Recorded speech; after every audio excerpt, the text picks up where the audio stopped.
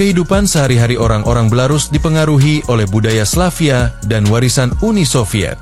Masyarakat Belarus dikenal ramah, meskipun mungkin terlihat sedikit tertutup saat pertama kali bertemu. Mereka sangat menghargai kesopanan dan keramahan, sehingga hal-hal seperti menyapa orang menggunakan panggilan seperti private, yang berarti halo dalam bahasa Rusia. Mereka juga sering berkumpul bersama kerabat dengan hidangan tradisional seperti draniki, makanan yang terbuat dari kentang dan minuman seperti kvass ataupun vodka.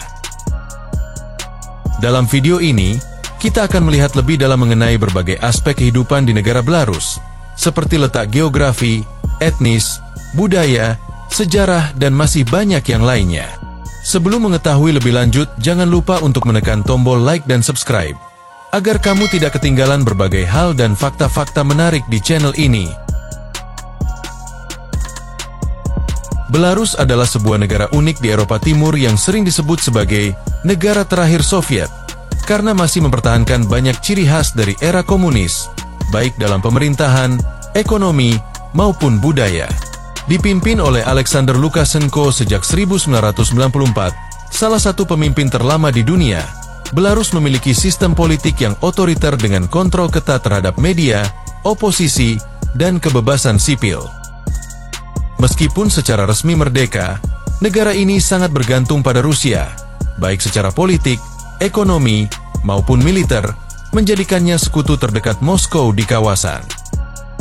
Ibu kotanya, Minsk, adalah kota modern dengan arsitektur megah peninggalan Soviet, seperti gedung-gedung pemerintah dan monumen-monumen bersejarah, sementara kawasan pedesaannya dipenuhi hutan hijau, danau, serta desa-desa tradisional yang mempertahankan gaya hidup khas Slavia. Istilah negara Belarus memiliki makna yang menarik secara historis dan linguistik. Nama Belarus berasal dari dua kata, Bela, yang berarti putih, dan Rus, yang merujuk pada wilayah bersejarah, sebuah konfederasi abad pertengahan yang didirikan oleh bangsa Slavia Timur. Oleh karena itu, Belarus secara harfiah dapat diterjemahkan sebagai Rusia Putih. Istilah ini tidak merujuk pada warna kulit atau konsep rasial, melainkan merupakan istilah geografis dan historis yang muncul pada masa ketika wilayah ini merupakan bagian dari entitas yang lebih luas, seperti Kievan Rus dan kemudian menjadi Kekaisaran Rusia. Secara geografis, Belarus merupakan sebuah negara yang terletak di kawasan Eropa Timur dan memiliki luas wilayah sekitar 207.600 km persegi. Dengan ukuran tersebut, Belarus termasuk salah satu negara terbesar di kawasan Eropa, meskipun tidak memiliki garis pantai karena terkurung oleh daratan. Negara ini berbatasan langsung dengan 5 negara, Rusia di sebelah timur, Ukraina di selatan, Polandia di barat, serta Lituania dan Latvia di sebelah barat laut. Letaknya yang berada di antara Eropa Tengah dan Eropa Timur menjadikan Belarus sebagai penghubung strategis antara kawasan Uni Eropa dan wilayah bekas Uni Soviet. Belarus didominasi oleh dataran rendah dan perbukitan yang landai. Wilayahnya sebagian besar terdiri dari hutan lebat, rawa-rawa, dan sungai-sungai besar seperti Sungai Dnieper dan Pripyat yang memainkan peran penting dalam sistem transportasi air dan kehidupan ekologi negara ini. Sekitar 40% dari total wilayah Belarus tertutup oleh hutan, menjadikannya salah satu negara dengan tingkat kehutanan tertinggi di Eropa. Sementara itu, jumlah penduduk Belarus diperkirakan mencapai sekitar 9,1 juta jiwa, meskipun angka ini mengalami penurunan secara perlahan akibat tingkat kelahiran yang rendah dan emigrasi ke negara-negara lain. Secara etnis, Belarus didominasi oleh etnis Belarus, yang mencakup lebih dari 80% dari total populasi.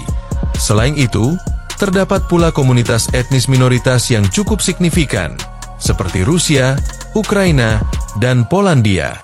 Kehadiran berbagai kelompok etnis ini mencerminkan sejarah panjang Belarus sebagai wilayah persimpangan antara dunia Slavia Timur dan Eropa Tengah, serta pengaruh dari masa Kekaisaran Rusia dan Uni Soviet yang masih terasa dalam aspek demografis. Dalam hal agama, Belarus secara tradisional merupakan negara dengan mayoritas penduduk menganut Kristen Ortodoks Timur, yang berada di bawah Gereja Ortodoks Belarus, sebuah cabang dari Patriarkat Moskow.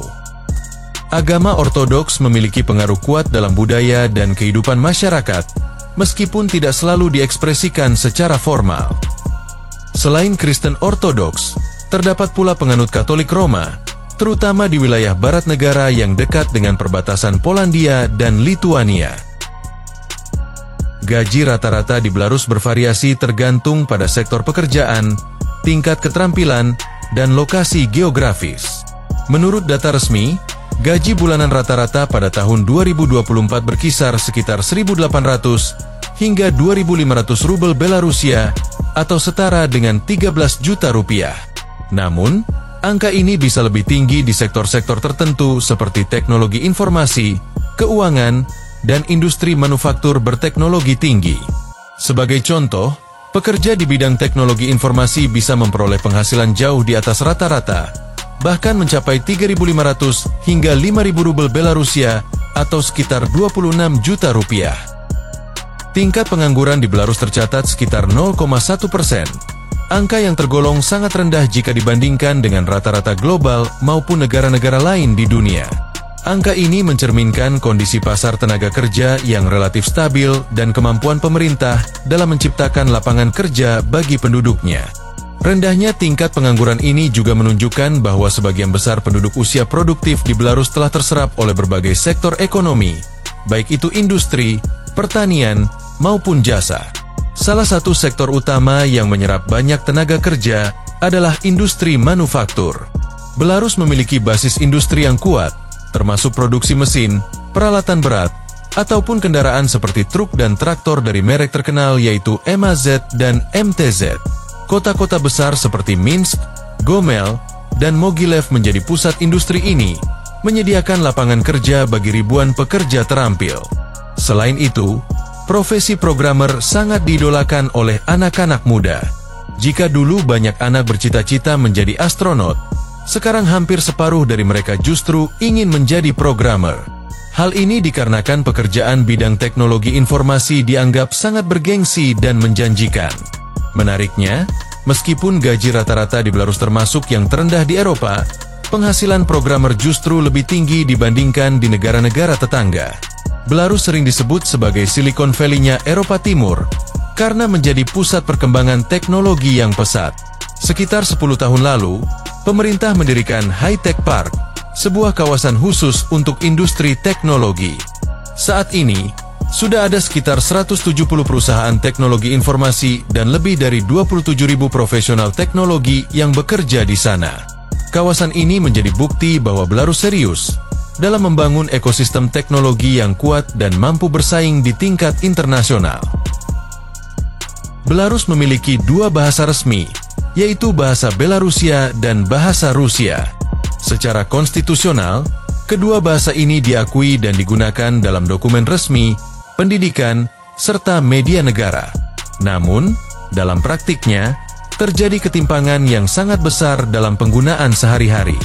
Meskipun bahasa Belarusia merupakan bahasa nasional yang secara historis dan budaya sangat penting bagi identitas bangsa, hanya sekitar 10% penduduk Belarus yang aktif menggunakannya dalam komunikasi sehari-hari. Sebagian besar masyarakat, terutama di perkotaan, lebih dominan berbahasa Rusia.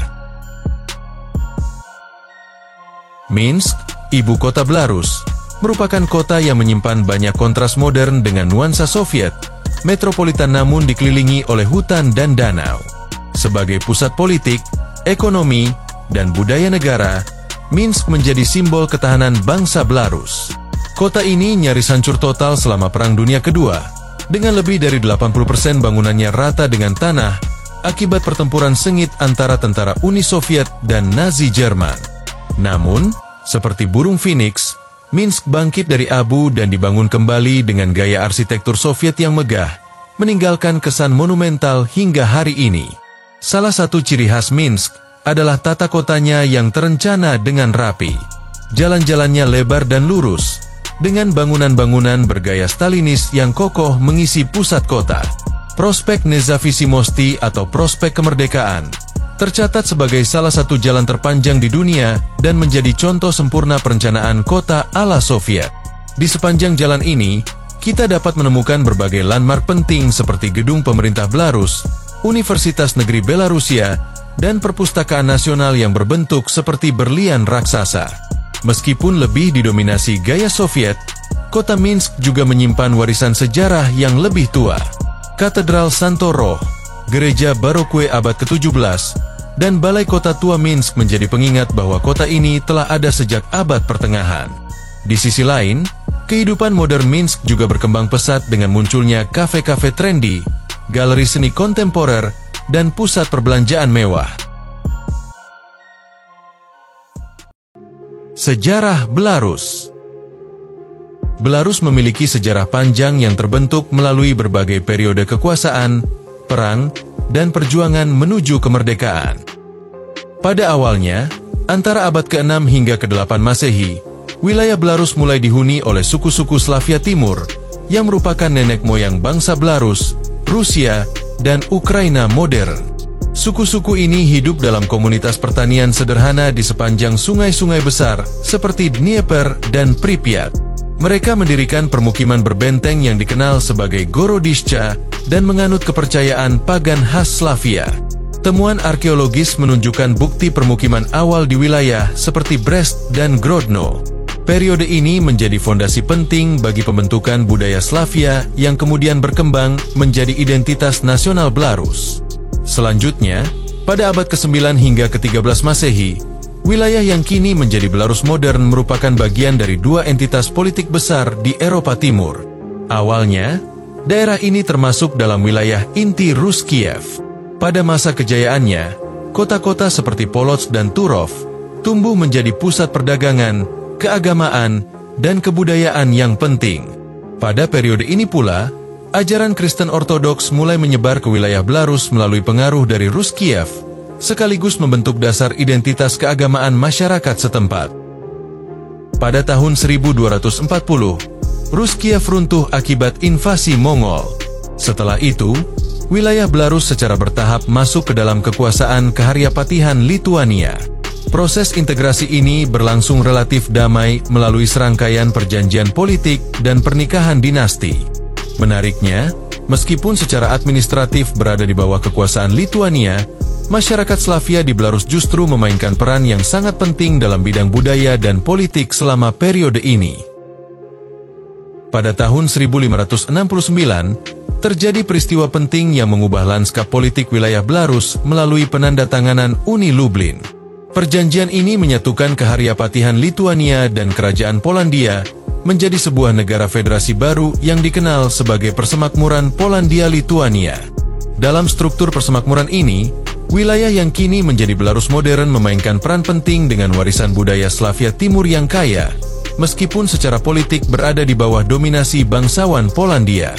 Masa ini sering dianggap sebagai periode keemasan bagi kebebasan beragama serta berkembangnya bahasa Belarus kuno dalam dunia sastra dan intelektual. Namun, situasi berubah drastis pada akhir abad ke-18, tepatnya antara tahun 1772 hingga 1795, ketika kekuatan besar di sekitarnya, terutama Rusia, Prusia, dan Austria, melakukan serangkaian pembagian wilayah persemakmuran Polandia-Lituania. Pada pembagian ketiga yang terjadi pada tahun 1795, seluruh wilayah Belarus jatuh ke tangan Kekaisaran Rusia. Di bawah kekuasaan Tsar, Belarus mengalami proses Rusifikasi, yaitu pemaksaan budaya Rusia, di mana penggunaan bahasa Belarus dilarang di sekolah-sekolah dan lembaga-lembaga resmi. Setelah 100 tahun kemudian, terjadi meletusnya revolusi Bolshevik di Rusia pada tahun 1917, Belarus sempat mendeklarasikan diri sebagai Republik Merdeka, meski hanya berlangsung singkat. Pada tahun 1922, Belarus secara resmi menjadi bagian dari Uni Soviet yang baru dibentuk sebagai Republik Sosialis Soviet Belarus. Di bawah pemerintahan Soviet, Belarus mengalami transformasi besar, dari masyarakat agraris menjadi salah satu pusat industri penting. Moskow menerapkan kebijakan Sovietisasi yang ketat, termasuk penindasan terhadap bahasa dan budaya Belarus yang dianggap sebagai simbol nasionalisme borjuis. Meskipun pembangunan infrastruktur dan sistem pendidikan modern berkembang pesat, masa ini juga diwarnai oleh tragedi besar seperti pembersihan massal Great Purge pada tahun 1930-an, yang mengakibatkan ribuan intelektual dan tokoh masyarakat Belarus menjadi korban penindasan. Periode Perang Dunia Kedua merupakan salah satu babak paling kelam dalam sejarah Belarus. Ketika Jerman Nazi menginvasi Uni Soviet pada tahun 1941, wilayah Belarus menjadi salah satu medan pertempuran paling brutal dan berdarah. Selama 3 tahun pendudukan oleh pasukan Nazi, Belarus mengalami kehancuran yang luar biasa.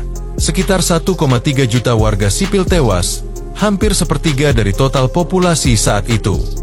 Termasuk hampir seluruh komunitas Yahudi Belarus yang menjadi sasaran Holocaust. Lebih dari 200 desa dibakar habis bersama penduduknya oleh tentara Nazi. Dengan tragedi pembantaian di Hatyn menjadi simbol paling menyayat dari kekejaman perang. Beberapa tahun kemudian, pada tahun 1944, Angkatan Bersenjata Uni Soviet berhasil membebaskan Belarus. Namun negara ini harus memulai kembali dari nol, membangun kehidupan dari puing-puing kehancuran total. Kemerdekaan Belarus akhirnya tercapai pada 25 Agustus 1991, menyusul runtuhnya Uni Soviet. Setelah kegagalan upaya kudeta di Moskow, Dewan Tertinggi Republik Sosialis Soviet Belarus secara resmi menyatakan kedaulatan penuh. Deklarasi ini berbeda dengan proklamasi kemerdekaan tahun 1918, karena kali ini didukung oleh struktur pemerintahan yang telah mapan. Masa transisi awal berlangsung relatif damai, dengan Stanislav Shushkevich menjabat sebagai kepala pemerintahan pertama negara merdeka ini. Pada Desember 1991, Belarus menjadi salah satu bagian negara pendiri Persemakmuran Negara-Negara Merdeka. Meski berhasil meraih kemerdekaan, Belarus menghadapi berbagai tantangan besar, seperti krisis ekonomi pasca Soviet, upaya membangun identitas nasional yang kuat, serta ketergantungan ekonomi yang terus-menerus terhadap pasar Rusia, hubungan yang masih membentuk dinamika kedua negara hingga saat ini.